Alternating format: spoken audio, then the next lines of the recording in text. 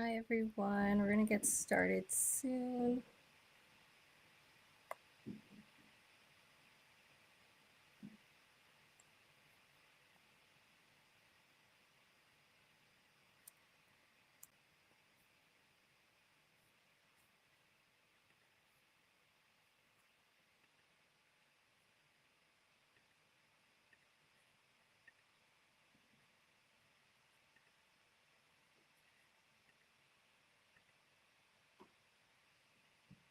Okay, so welcome to Dear God's Daughter Bible series. I'm your host, Tanya Raymond.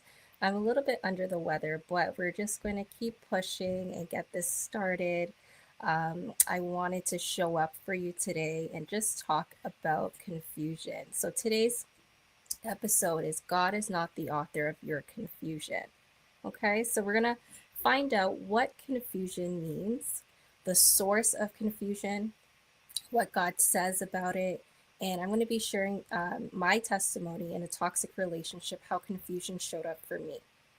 At the end, I'm going to ask a question or two just to keep you pondering on the topic of confusion. Welcome, everyone, and we're going to get started. Thank you so much for joining me.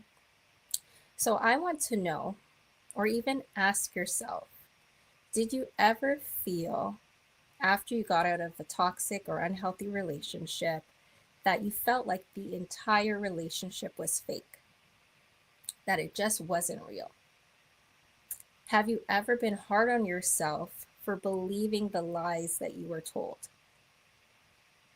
And perhaps you wondered towards the end of the relationship, why, when you saw the red flags, did you stay in that relationship?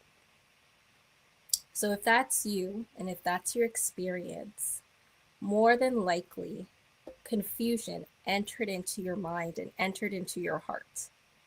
And throughout the course of the relationship, or even towards the end of the relationship. So, what is confusion? Confusion can be defined as being unclear, a lack of uncertainty. The Greek definition is a violation of nature or divine order or disorder from God. Now, the Bible also talks about double mindedness, right? Is a characteristic of confusion. So in James 1:7-8, it says here, because the one who doubts is like a wave of the sea, blown and tossed by the wind. That person should not accept or expect to receive anything from the Lord. Such a person is double minded, unstable in all that they do.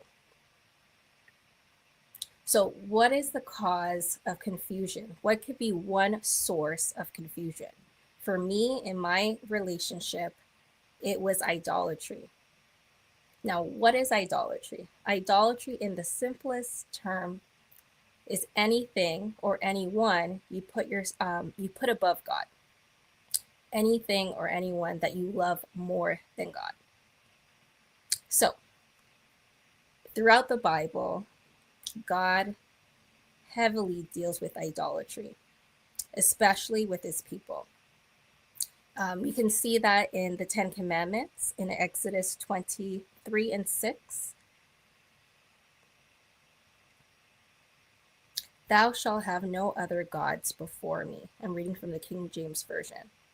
Thou shalt not make unto thee any grave image or any likeness of anything that is in heaven above, or that is in the earth beneath, or that is in the water under the earth. Thou shalt not bow down thyself to them, nor serve them, for I, the Lord thy God, am a jealous God. So you can see that God does not play any games when it comes to idolatry. And I wish I knew that. But very early on, and just even before getting into a relationship, I allowed idolatry to enter into my heart. So back when I met my ex-boyfriend, we started communicating online. We met up in person, and he was handsome, right? Dark, beautiful, tall, handsome. And I just remembered, this is it in my mind, right? As we started talking, he was laying on the flattery. He was charming. And I'm like, okay, this is it. I could picture myself with him, right? He was saying all the good things, and I was sharing what I wanted in a boyfriend to him.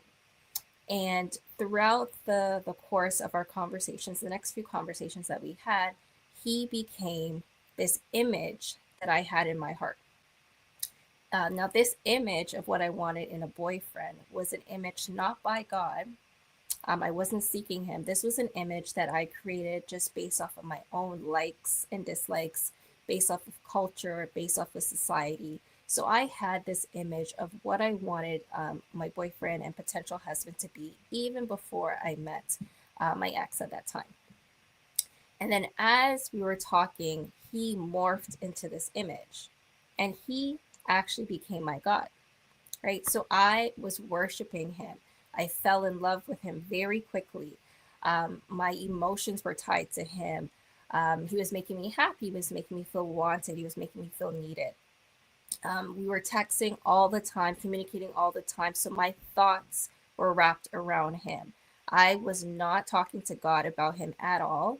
The only thing I went to God for was asking him this one thing. It's not even a question, it was a statement. God, if this person is not from you, please remove them from my life. But never did I once wait for an answer. But what I was actually doing, I was diving more and more into idolatry. Now, there's nothing wrong with praying that prayer, but you have to make sure that you are not in sin when you pray that prayer.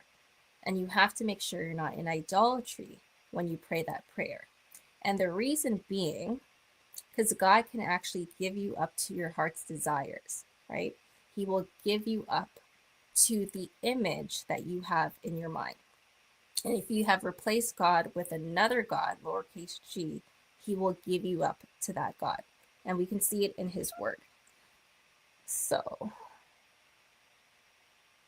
let's see here.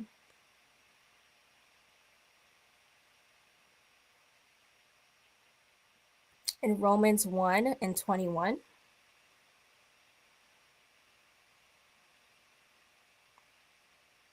and this is the KJV.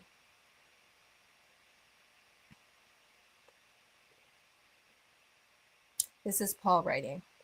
When they knew God, they glorified him not as God, neither were they thankful, but became vain in their imaginations, and their foolish heart was darkened. Professing themselves to be wise, they became fools, and changed the glory of the uncorruptible God into an image made like a corruptible man, and to the birds, and four-footed beasts, and creeping things.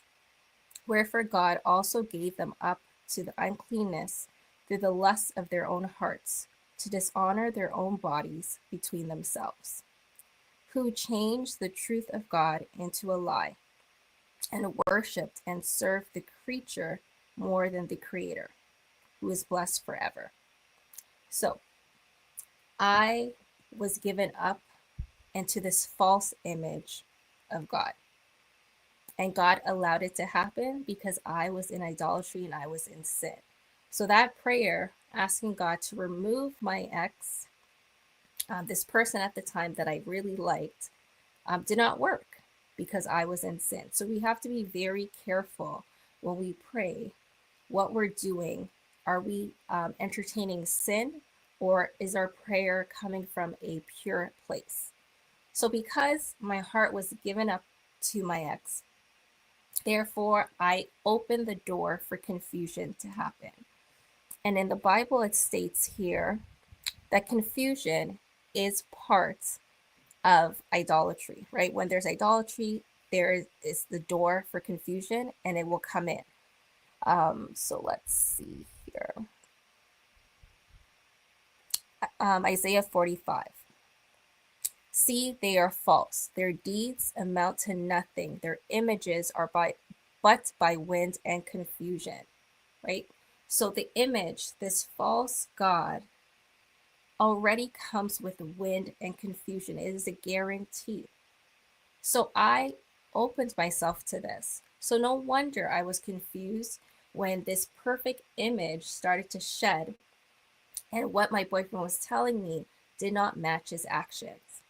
And I remember hearing, I was just giving him some information about this lady that texted me on Facebook. And he was asking a lot of questions. What did she say? He was gathering all this information. And then he would just spin it.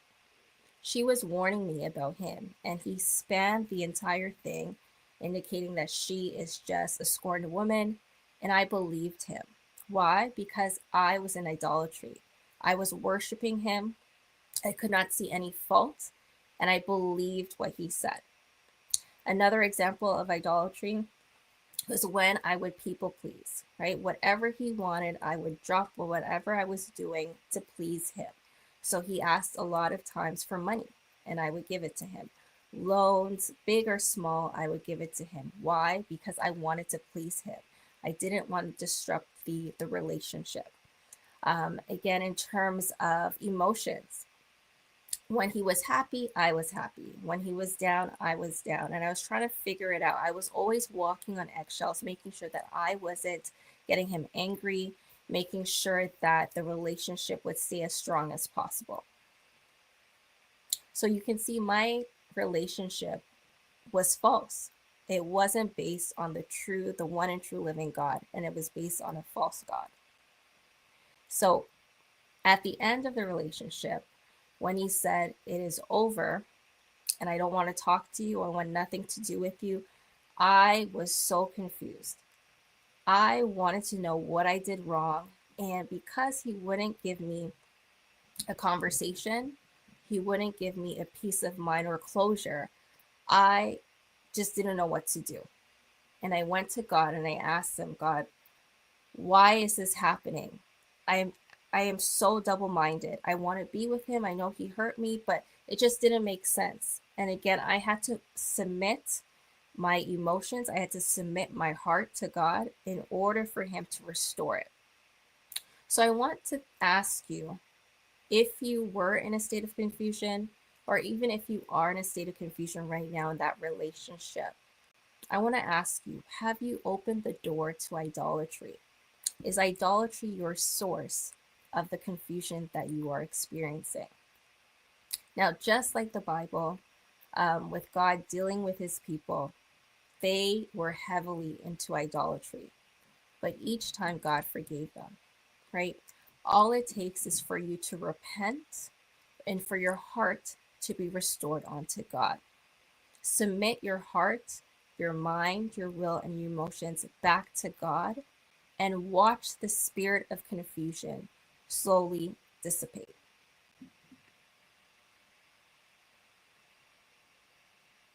When you restore your heart with God, when your heart is restored with him, he will open up your eyes, and that will allow you to test the spirit. So whatever this person is coming with, you can test to see if it's a lie or if it's of God. You will no longer walk in idolatry, and you will no longer walk in pride.